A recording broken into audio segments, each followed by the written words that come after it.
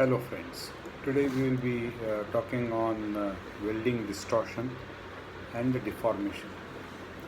As you know that in welding, whichever process we take it, whether it is resistance welding, spot welding or seam welding or arc welding, and in any manner, whether it is manual, auto, semi-auto, robotic, orbital, on welding lathes, long seamers, wherever we do a welding, being a process which is going to melt the material, that means we are going to do a lot of heating, and because of heating there will be a expansion and contraction of the weld as well as the parent metal and the heat affected zone. Plus sometimes for thicker materials beyond 4 millimeters and sometimes even up to 2 millimeter also, we will give some kind of a edge preparation. Now, edge preparation is mainly important to achieve full penetration so that we are able to access up to the root of the joint and ensure that the root gets properly fused. Now, to get that, normally we do chamfering of the edges. That means we take away a good material from the edges of the plate to be joined and then fill it up using a filler wire. And in some cases where the thickness is less than 2 millimeters, still we have to melt the two edges, whether it is autogenous weld or with a filler wire, whether there is edge preparation or there is no edge preparation, that is chamfering. Still we will be melting the material and depositing or refusing that melting material and getting a good coalescence, that is a joint between the two plates. Now anything which is heated and not heated uniformly all across and has a uniform properly support all over, it will have some kind of a deformation or distortion because of one, gravitational force, second, the weld when it is going to shrink, you have molten metal which is expanded, and when it is going to shrink, it is going to shrink and reduce in volume. So the reduction in volume from the original liquid metal is going to give the shrinkage forces or the shrinkage stresses, and these forces or stresses are going to be responsible for giving us a distortion or a deformation after the welding. Now we understand that if we want to have a good joint, that means the parent metal melting point has to be met. In addition to that, we have to give at least 30 to 50 degree more temperature so that we get sufficient viscosity of the liquid metal and fusion becomes good. We also give more time for metal to solidify, and by that all the impurities can float on the surface and the gases can come out. So melting point plus 50 degree is the temperature which is there just under the welding torch or electrode, and surrounding to that, if we are welding a non-aluminum or a copper or a good conductor material, maybe about 2 inches 3 inches depending upon the thickness and the heat input what we are having, maybe it will go up to 6 inches or 10 inches, but then we will see that the rest of the plate or rest of the job is almost at the ambient temperature except for the parts which requires welding prior to that, a preheating. So we are going to create a differential temperature on this particular object. The parts which are getting joined at the point of welding, there will be a melting point plus 50 degrees centigrade. Rest of the area is going to be varying at different levels depending upon the heat input, and it will be a parabolic curve, bell-shaped parabolic curve. At the center of the weld, it will be the highest temperature melting point plus 50, and when it comes to the surrounding areas, we are going to see different kind of temperature ranges. So from melting point to ambient is the temperature range, and it is not going to be a straight line, but it will be a parabolic line, a bell-shaped line which is going to get generated. If it is aluminum or copper, high conductive material, still it will be a bell shape, but the bell shape will be more flatter rather than a very steep bell shape in case of stainless steel and other non-conducting materials. They will have a very steep bell shape. So important point is that we are going to have a variation in the temperature across the job, and this variation is not going to be only at a localized spot or a point, but it is going to move as we are going to move. Either the job is going to rotate or the torch is going to move straight onto the long seams, or if there are any difficult profiles to be welded, robotic or manual welding will be done. But the torch or the temperature is not going to be concentrated at one point only. It is going to continuously move from one end of the weld to the other end of the weld. So we have a differential welding, plus at different time intervals different portions of the weld is undergoing that peak temperature, and the surrounding area is going to have a varying temperatures. Now, as you know, in our heat treatment, if we are taking an example of a steel, roughly between 450 degrees centigrade to 650 degrees centigrade is the temperature zone where there is a stress relief. So if the part which is getting welded has a lot of machining or forming which has undergone in that, the temperature zone which is going to be surrounding to the weld, which is going to be between 400 degrees centigrade to 650 degrees centigrade, is undergoing a stress relief. And in normal fabricated item, when we do a stress relief, we always see that part tries to come back to its original shape, because the shrinkage forces or the work hardening forces will get relieved and they will make part to distort. Even aluminium, when we keep it for natural aging, because of that aging, the part starts coming back like a spring back in the reverse direction of the stresses which are added into it.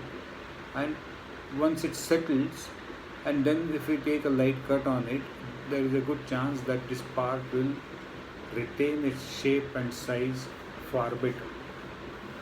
Now in welding, as we discussed, first of all, welding source is going to be very small, limited, so a small portion of the plate is going to get heated up, plus it is continuously moving, and depending upon the earlier forming or machining or processing which has been done on these two parts which are getting joined, it will have a stress relief. Then the second region, which goes little beyond, very close to the weld, which we call that as a heat affected zone, is between 650 degrees centigrade to about a melting point, or little lower than the melting point. Now in this zone, we have seen in steel, we call that as a normalizing temperature or annealing temperature, where there is a recrystallization happens above this temperature. So the earlier grain structure may get sometimes varied if it remains in that temperature zone for a longer time, and whenever there is a change in grain structure or whenever there is a normalizing or annealing, once again there is a greater chance that the part may once again try to act in the reverse direction of the stresses in which it has been introduced. So this further adds that particular small zone to further distort or deform the part to a great extent. Then comes the actual welding, and as we said earlier, the welding, when you are going to melt, it is going to be a larger volume, and when it is going to solidify, it is going to shrink, and then this shrinkage forces will try to bring the part to bend. So this is the most severe stress what is going to happen. And in the weld, because they are going to have a chilling coming from the parent metal, the solidification will start from both ends, and then it will have a dendritic structure, and the dendritic structure is not really a very malleable structure. It's most of the time little harder than the rest of the parent metal, and heat affected zone will have a various hardness levels. So once we have this kind of a differential heating, differential cooling, continuous movement from one end to the other end of the weld heat source, and this is going to have differential heat treatments, like from stress relieving to annealing to normalizing, and the dendritic hard structure which is going to come. So in such areas we are going to have differential deformations also. So predicting deformation or distortion in welding because of all this constraint becomes little difficult, and then we try to use different fixtures, tools, jigs, or different types of welding techniques, backward, forward, backstep technique, and so many other ways of controlling it. Number of passes we control, heat input we control it. Sometimes we give some additional chilling and then try to cool it down immediately. Don't allow that heat to really precipitate and increase heat affected zone. So like that, different methods are being used to control the distortion or the deformation. Now, what is the most important part in controlling deformation or distortion is to ensure that while we are going to constrain our weld joint, then we will be actually going to sometimes introduce more stresses in the weld. So wherever there is expansion and contraction, that movement should be allowed to be done free. Wherever we can find out that if the plates are going to distort like this, can we make a pre-camber like this and weld so that it will come flat. It may not come exactly flat, but if you start flat and it distorts, then you have to do quite amount of good work for making it flat. But if you start with a pre-camber and weld it, you may come exactly flat, maybe little more or little less. So amount of rework which is going to be required is going to be far less. So after weld solidifies, you are not going to stress that joint to a great extent, by which this distortion correction will introduce one more level of stresses, and it will require further stress relieving of the entire object. So one has to be careful while we are designing fixtures, tools, jigs, to ensure that wherever whatever freedom to accommodate expansion and contraction is required is provided, but in the other direction where weld is going to bend because of its particular V preparation, what we are going to do it, or any other edge preparation we are going to do it. So when possible, in the thicker sections, never use single V, use always a double V.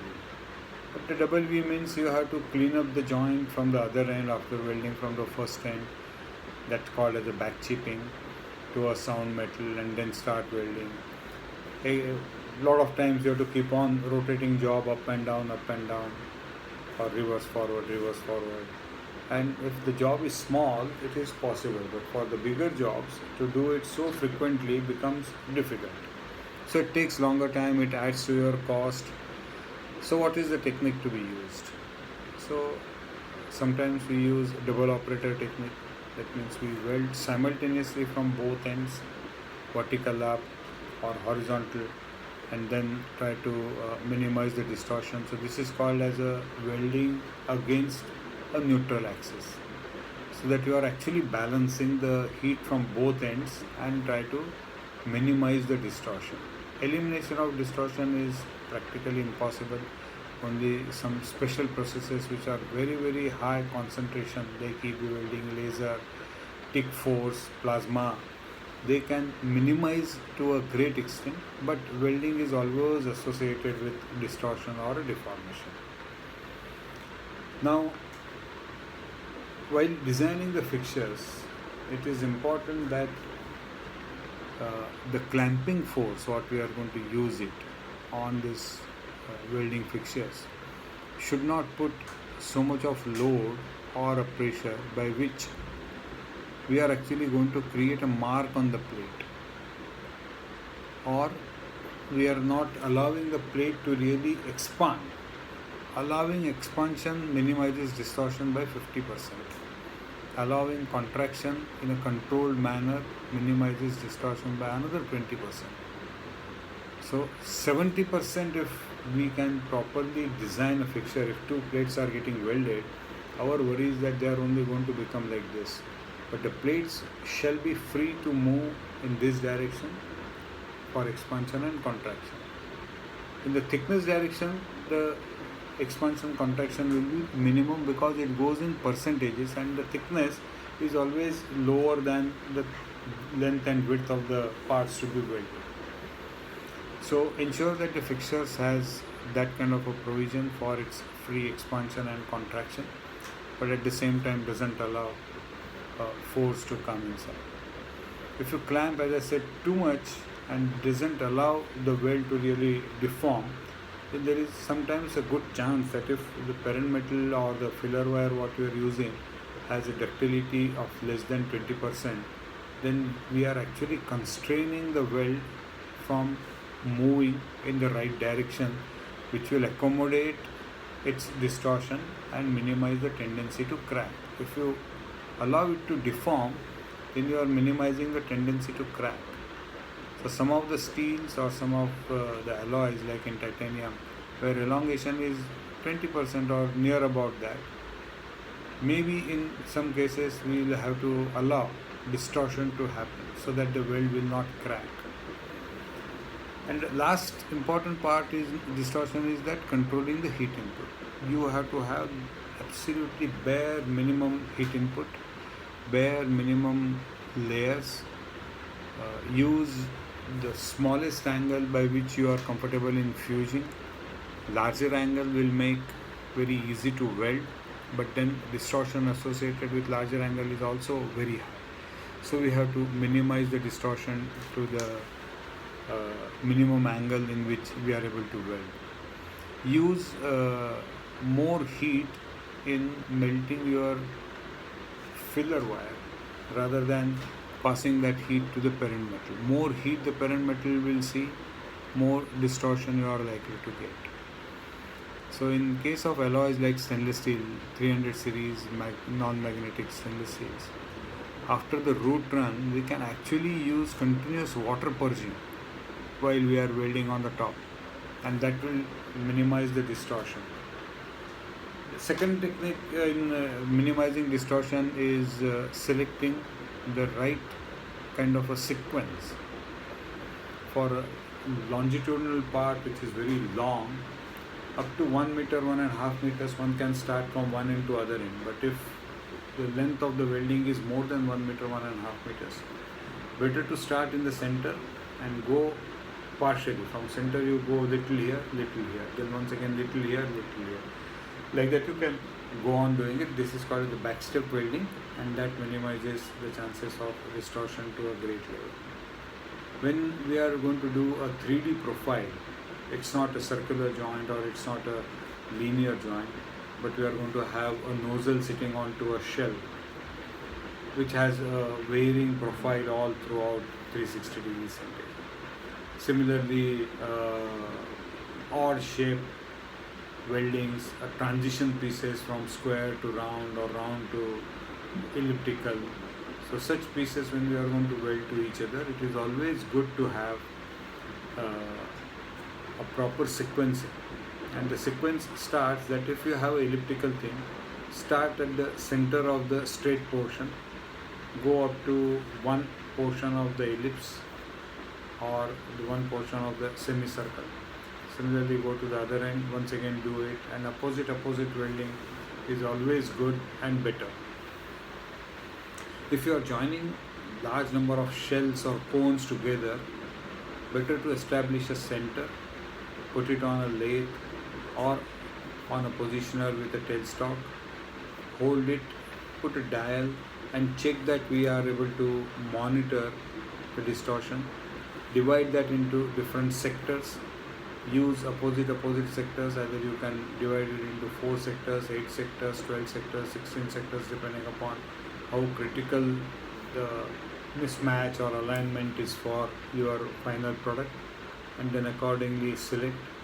Use tie rods and other supporting mechanisms inside to hold the part in as circular fashion as possible. Because if you are not holding the part itself in circular fashion, at both ends, right from end to end, it has to be as circular as possible. It is not important only near the weld, it should be circular.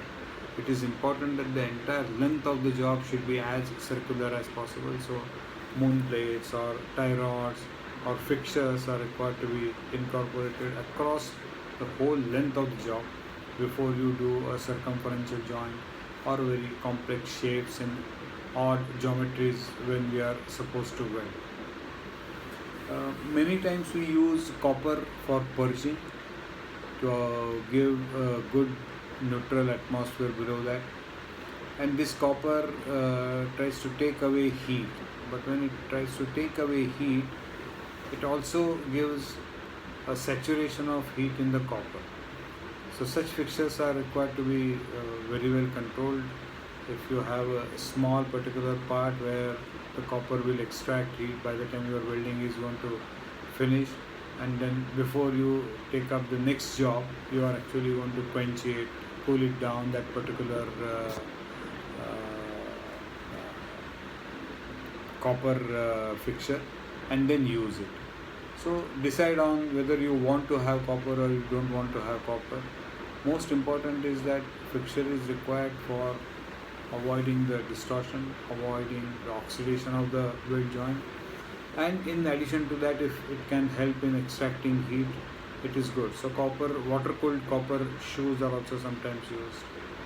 Whichever technique you use it, ensure that you understood the deformation distortion mechanism well, and to prevent that deformation distortion, you are going to actually tie up and use it.